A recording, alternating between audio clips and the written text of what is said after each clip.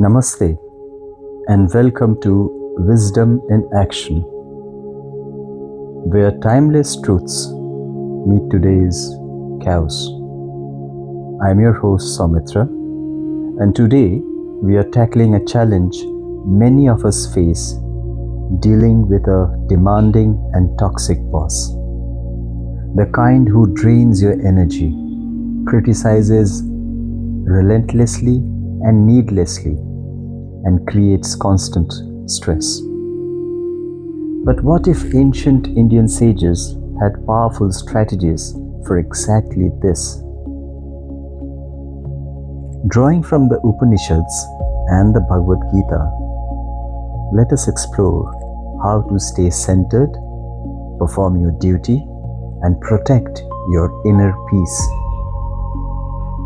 This episode is about 5 minutes, practical wisdom you can apply Monday morning. First, understand the root. The Upanishads teach that the mind is the cause of both bondage and liberation. As the Brihadaranyaka Upanishad reminds us, as one acts and conducts himself, so does he become. A toxic boss may trigger anger or fear, but you control how you respond. Don't let their toxicity own your mind. Bondage comes from attachment to their approval or reactions. Liberation begins when you observe without being consumed. Practical step 1. Practice detachment. Nishkama Karma. The Bhagavad Gita, which carries the essence of the Upanishads, gives us the ultimate tool, Karma Yoga. In chapter 2, Krishna tells Arjuna, you have a right to perform your prescribed duty, but you are not entitled to the fruits of the action.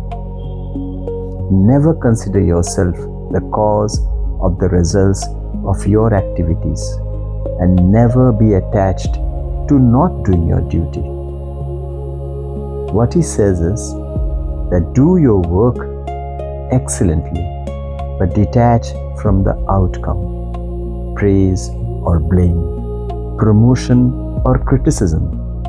Don't let it define you. How to apply this with a toxic boss? Focus on doing your job with integrity and skill. Prepare your reports thoroughly.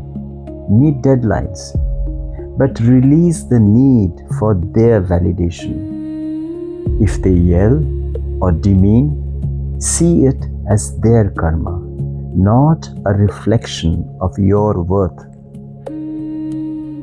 One practitioner shared how focusing on right action, not liked action, helped him rise above a rude manager, eventually succeeding through quiet excellence. Practical step 2. Cultivate equanimity. Samatva. The Upanishads and Gita emphasize on Samatva, even-mindedness in success and failure, pleasure and pain. In the Katha Upanishad, the self is described as hidden in the heart, seen clearly by one whose mind and senses are at peace, free from desire. A toxic boss often plays on your emotions. Counter this by daily reminding yourself, I am not this reaction, I'm just the observer. Start your day with a short meditation.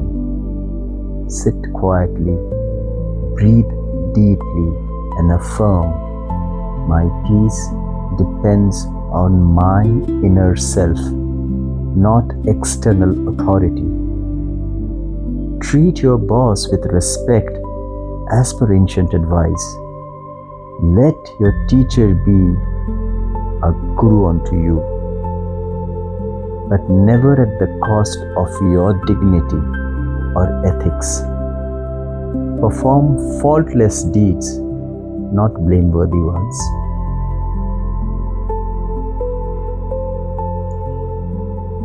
In Mahabharata, Bhishma and others navigated difficult loyalties through dharma, right action, without hatred.